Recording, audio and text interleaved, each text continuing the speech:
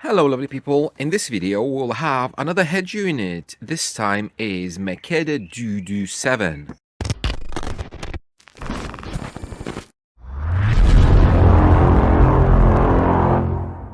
Since I started measuring head units, I did drawing, and people straight away started to suggesting to get the MEKEDE DUDU7. Now, some people will say, oh, DUDU, ha ha ha. It's like, come on guys, how old are you? It's just a name, and I know somebody who passed on the opportunity to review one of these head units just because of the DUDU name, because he thought it's funny. Before we start, as always, I would like to thank MEKEDE for sending me this, and at the same time, I would like to thank one of my followers that gave me the contact for the representative of MEKEDE, because I tried to reach them for months with dead ends and no answers. However, as I mentioned in my post that I did last week, that if you know somebody from a company that you want me to review something, contact them, give me their contact or give them my contact, and we can arrange something. In this case we have, there we go, MEKEDE DUDU7, 11.5 inch, so it's the same size as the drawing I have in my car.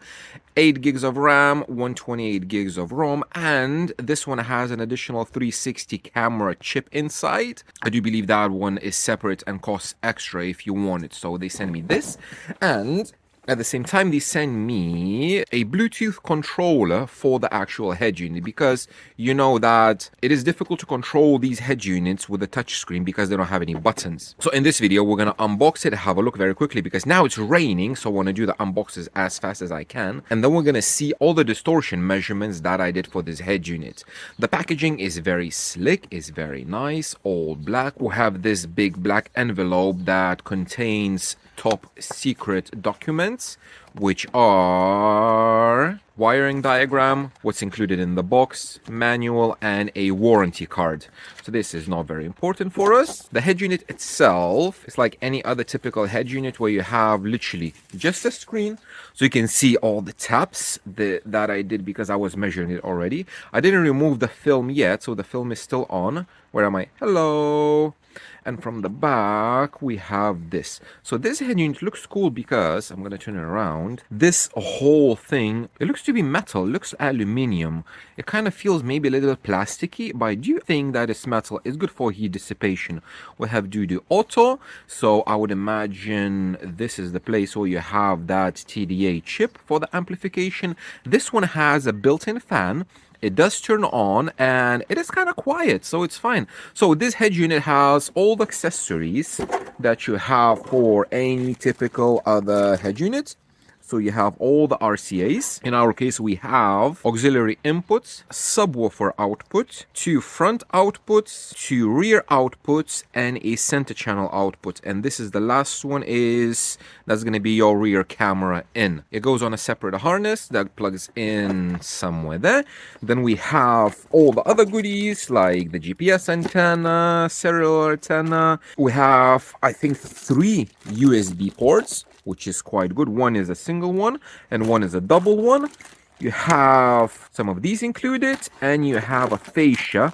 I do believe it's for my car. So this head unit fixes something like this, and basically it stands out from the dash a little bit like that. I'm not sure. I do believe it's supposed to be for my car, but we'll see. I think it's going to be very interesting, and might be difficult to mount this because the screen does not come off.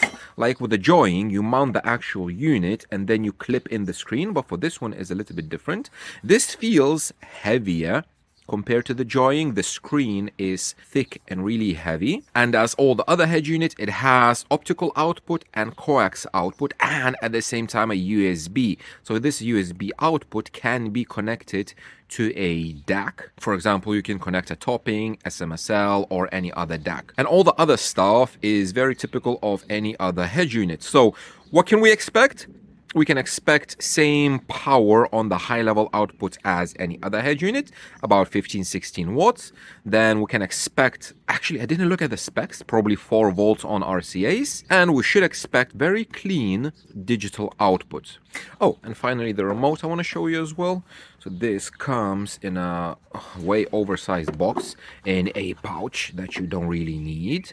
So this remote is Bluetooth. It takes one lithium battery that goes in there like that, 3-volt lithium battery, and it looks something like this. So this goes on your steering wheel and it clips in and it holds it in place. I would imagine if you can, no, you cannot remove it. I don't want to break it, but if you would have this controller separate, you could literally with a double-sided sticky tape mount it next to your center console where you would have your DSP controller, and it has volume up and down, go back, mute as well, and this. So we're gonna have a look when I'm gonna connect this. So let me connect this to my test bench, give it some voltage just for you to see how the screen looks like, and then we're gonna start measuring.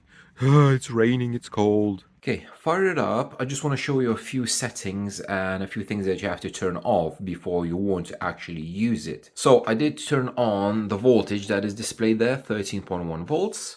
13.3, something similar. It draws 1.2 amps on idle with nothing playing. This is your typical welcome screen. All the navigation is through the bottom. These are all basically your apps and everything. So already installed a few power amp because I was measuring the test tones and stuff. And then a few notes. If we're gonna go to settings, let's go about.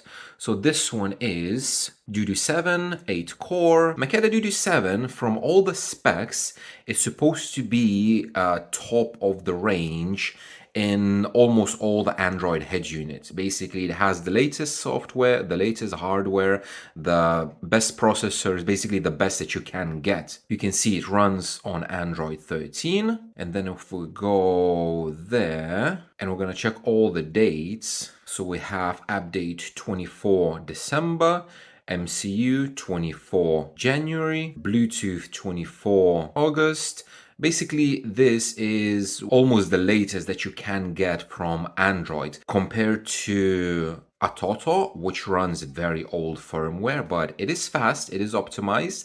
However, this one is the latest and the greatest. So now, if we're gonna go to sound, by default, this DTS is 4.1. If you have this DTS on, the frequency response is not going to be flat, and there's going to be some other weird stuff. So first thing you do when you get this head unit, DTS off. I do believe Joying has the same thing on by default, and it just does weird stuff with everything. You have the equalizer. If you're gonna go there, adjust value, that's your EQ value. So it actually shows how much plus or minus you wanna go. So this EQ in this regard is better than Joying and ATOTO because those don't show any values. You cannot change the frequency, so it is a graphical EQ, but you can change the Q. So the Q goes from 0.7 all the way up to 8, which is good. These are some presets that nobody really uses. So in the settings, what I wanted to show you is, if we're gonna go here, there we go. Fiber coaxial resolution. So you can choose between these values, which is 24-bit 48 kilohertz, 96K and 192K. So I did choose 96K when I have this head unit connected to a DAC. The DAC picks up as 96. However, the frequency response I still have only to 48K. So it is interesting. Maybe it has to do something with the player. So I just need to play with the settings. It's more than likely that you will be able to get 96K out because, as I mentioned, this runs on the latest software, so it should be able to do everything that you want. Another thing, somebody asked me when I'm gonna review this head unit to double check the subwoofer RCA level. So if we're gonna go to sound, advanced, there we go. In advanced you have sub level. By default is set at 0. So you can go all the way up to +10, and then on the subwoofer RCA, you will get the same output as on the front. I didn't play with any of those because this, to me, it looks so confusing. Like, what is this? Is that a slope? Is frequency is 6 to I don't know. So I didn't play with this at all. I just left everything as it is. I just double checked that this gain is off, reverberation, which is like, I don't know, some kind of setting. So I just turned it off because we don't need anything interfering with anything. And with the gain as well, I have no idea what that is. So we're gonna just keep everything off. And that's it. The screen itself looks very responsive. It has loads and loads of different settings. It has a CAN bus, so you can connect it to your car. We have all of these devices. Oh, so the controller. The volume goes up, down. This round button is going to be your home. So if you're in any kind of program, press this one. It goes to home. Then this bottom one is just muting. So you just mute the volume, which is exactly what I want. The Helix DSP controller, I don't like it because it doesn't have the mute. So when music plays, you hold the up button and it skips tracks up. If you press it, is the volume. If you hold it, it skips track. This button, I would imagine, is going to be to answer end-to-end calls. To be honest, I didn't check the manual yet. I will be playing with it because I love this controller. Maybe it's a bit too big, but it's nice to have some kind of tactile buttons instead of just the screen, because to be honest, like, I don't know how to adjust the volume on this. So in general, this is how it looks like. It is responsive, as I mentioned.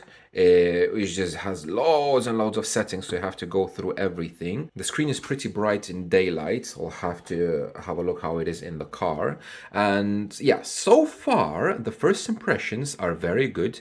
I really like it. However, the main question is, how does it measure distortion-wise? In regards to this output, I did play with it a little bit. So every time you change this, you have to reboot the head unit. So now I put on 192K. I rebooted the head unit. Now on coax, I have this SMSL DAC connected. It does pick up as 192K. However, if I'm gonna go to this player, power amp, in the output, I do have USB DAC selected. And this USB DAC is going to be, I guarantee, only on the USB out, because now I have this Open ESL active. And for this, it's limited at 48K. If I'm gonna go to whatever I'm playing, for example, now I'm playing a 96 kilohertz white noise. And here in the laptop, it's maxing out at 20 kilohertz something. So it is 48. So what I'm going to do now, I'm going to disconnect the coax cable. I'm going to connect this DAC directly on a USB to the head unit output. So I plugged in the DAC into the USB port. I enabled this USB audio output, and I did select 192K. However, still 96. And now if I'm gonna play a 96 kilohertz white noise, I do have all the way up to 50K. So yes, 48 kilohertz. So this, the USB output works on 96K, on not on 192. Okay, let's jump in. I'm not going to show you every single measurement because I did high-level amplified outputs, RCA outputs, and digital outputs with analog inputs, USB input, and Bluetooth input. So it will be way too long and way too many measurements. I have literally 3 documents of like 20 or more measurements. So we're going to start with high level, which is amplified outputs. How clean is the built-in amplifier and how much power it does? Up to 1%, this is at 13.2 volts as normal into a 4 ohm static load. Up to 1% clipping, we do have about 17 watts. It does start to clip above like 14.5 watts, which is very typical for any head unit. I said this many times in previous videos that all head units are doing this power, about 15 to 17 watts. 4 times 50, 4 times 60, it's max power, whatever you want to call it, and it's just purely not true. All head units will have this power, and this is very typical of all the Android head units as well, because they do have the same TDA chip. Now, the cleanliness of the signal is, the lowest we get is below 0.05, somewhere around 2 to 5 watts. This is extremely good. and very good power level as well, because obviously you will be running very sensitive speakers if you're using amplified outputs, and you will need just a couple of watts up to 10 watts to have kind of a decent output, because if you have 90 dB speakers with a single watt, which is here, you will have 90 dB output. Two speakers, 96 dB, which is great. So this number is very, very good.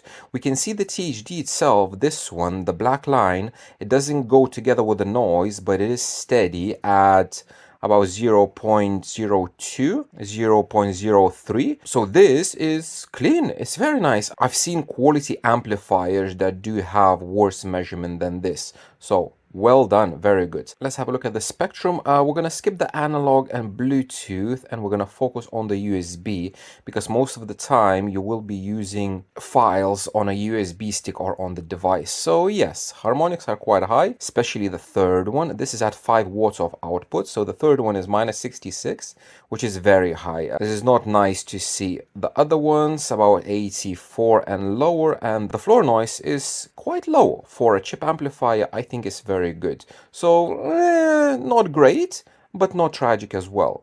If we have a look at the intermodulation distortion, yes, we do have more noise in the lower frequencies, and the third harmonic always pops up, even in the 1 kilohertz tone third harmonic, and intermodulation as well, 60 plus 7K. It is -66, so again, not tragic, but not great as well. At high frequencies as well, this is a bit surprising that it does have quite respectable performance at high frequencies, but nothing really magic. Chip amplifier is at its best. Second thing we're gonna have a look is the RCA output. So this kind of surprised me.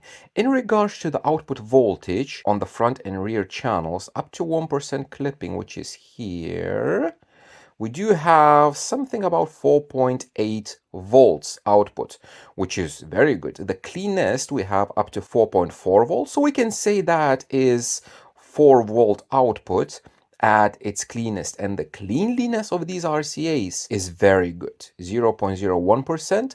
The THD itself, which is here, at lower volumes like 1 to 2 volts, here you can see it falls down to 0.002, which is a very good result. The distortion is very low, just a little bit more noise compared to like a DSP or something, because DSPs would be somewhere here, 0.001. So the RCAs are great. Now I'm gonna very quickly touch the subwoofer RCAs. The subwoofer RCAs, I did measure this. So exactly the same voltage. We do have 4.8 something and 4.5 volts, very, very clean. It does have a little bit more noise and more distortion. However, this subwoofer output is a full range output. I'm gonna show you here. This is a subwoofer frequency response. It goes all the way up to 20K. So basically all RCAs on this unit are full range. If you cross it, it's going to be a subwoofer, but if you don't cross it, you can use it as a separate output for, I don't know, center channel, whatever, but there is a center channel. THD versus frequency at 1 volt, we do see that everything is dominated by noise, and the THD is so low. You can see here it drops down to 0.02 and below, so the distortion is extremely good on the RCAs. This is a spectrum on the RCAs at, I believe, 1 volt. You can see there's literally nothing. Super clean wave, just the third harmonic, the fifth and the 7 a little bit, but you can see below 95 dB. So RCAs on this thing is super clean. Intermodulation, exactly the same. Very clean. Just one little blip on the third harmonic, -90 dB. Super clean. High frequencies, exactly the same. We do have the lowest harmonic at -65. So in summary, the RCAs on this thing is very clean, and it doesn't really matter if it's a subwoofer RCA or any other channel RCA. Now here I'm gonna touch the Bluetooth. So Bluetooth is aptX HD codec, and you can see this is 1 kilohertz tone on RCA output, and it's clean. is kind of almost the same as we have with the USB or analog output. So the USB, for some reason, the analog, which is auxiliary input, if you use that, the noise is a bit higher, but there are less harmonics and anything. USB has lower floor noise and a little bit more of, I don't know what this is, just random stuff. And on Bluetooth, you can see the same. There's nothing. It's very clean on Bluetooth. On Bluetooth, even the intermodulation, yes, at higher frequencies, we always have more noise with Bluetooth. It does play up to 20K. So on Bluetooth aptX HD, we do have frequency response up to 20K. And it is like -64. This noise, the lower frequencies in the modulation is amazing as well. Second harmonic -80, the third one is here. Again, a little bit more noise at the higher frequencies. So Bluetooth on this thing is very good as well. And finally, and most importantly, let's talk about the digital output. So again, I do have a lot of different measurements because I measured the coax output, the USB output, and using internal player that is pre-installed in the head unit. And I did measure using power amp because power amp has settings that I showed you previously that you can select the output and the sample rate and everything else. So I'm going to show you this. This is coax output on the head unit. 1 kilohertz sine tone using the internal player or power amp is the same. However, if we have a look at the intermodulation 60 and 7K, this is using the internal player, which is still good. It's like -100 and everything down. But with power amp, you have this, which is a, I want to say, much better result. Yes, we do have some weird noise happening here, but like at lower frequencies, we do have much less noise. And we have a similar situation with 18 and 20K intermodulation. This is the internal player and this is power amp. So using an external player such as power amp or USB player or whatever player, probably you will have better results than using the internal built-in player for playing music files. In regards to the actual measurements, like 1 kilohertz time tone on both of these is the same, and we do have 0.003 THD plus noise and 0.0003 THD, which is basically nothing. Now on coax, on optical, we do have frequency response capped at 48K. So let me show you this. Just ignore the levels and everything. This is white noise played in the player, and I was trying quite a few different settings. So on power amp, using coax output, it doesn't matter the setting, you will have 48K capped, and you can see up to 20K, and then it drops off. It doesn't matter what pink noise you play, 48K, 96K, or 192K. However, when you switch from the coax output on the USB output, we do have this. This is 48K. This is 96K. I'm going to zoom out a little bit more. And this is 192K. So even if you select 192 in the settings, it's still capped at 96. Even the DAC shows as 96 for some reason. So I don't know, it is an experimental feature as it's mentioned in the manual, but we do have sampling rate of 96K on USB output only, not using coax, not using optical. You have to use a separate DAC or a digital to digital converter such as SMSL PO100 Pro that I'm planning to use with this. And now if we're going to compare the spectrum of coax output on the head unit and USB output via a DAC, we have this big difference in noise. Now I'm gonna stress this, that between these two you won't be able to hear absolutely no difference. So either you're going to be using coax output or you're going to be using a USB output on this head unit.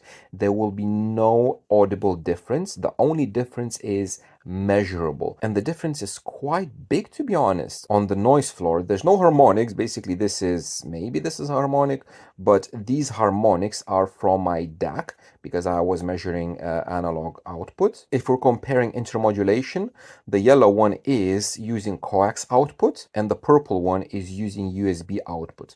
You can see that using USB, there's literally absolutely nothing.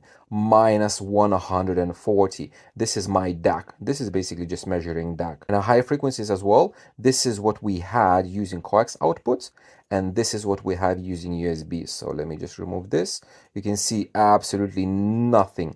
Minus 120 and floor minus 140. So very quickly, just to summarize, this head unit has very typical amplifier, exactly the same as you're gonna find anywhere else. It has very clean RCAs. I want to say cleaner than most amplifiers, which is great to see. And it does have more than 4 volts output. So if you're using this for RCAs feeding directly into the amplifier, it's going to be very, very good results. THD wise, it's almost as clean as a quality DSP. So you will be limited only on the DSP adjustments that you have in the actual head unit. But cleanliness wise, it's very, very clean. And in regards to the digital signal, there will be absolutely no audible difference between using any of the digital outputs such as coax and optical, or using a USB output into your own device. You're not going to be able to hear anything, but using USB,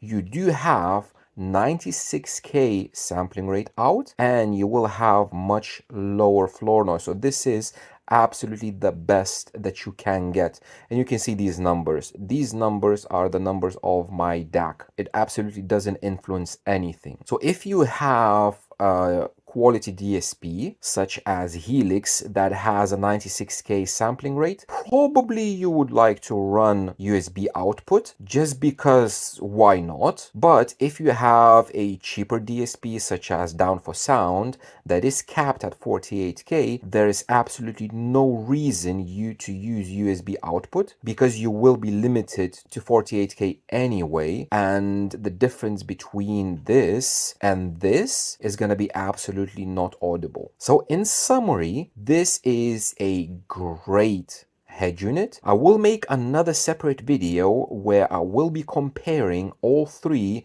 a Toto, Joying, and this MEKEDE head unit. I will be highlighting strengths and weaknesses of each of them, and I will compare directly the measurements between all three head units. But for now, I cannot wait until I'm gonna put this in my car just to see the software, just to see how responsive it is. Measurement wise, it's a great head unit. Highly recommend it. Thank you very much for watching, guys, and I will see you in the next one.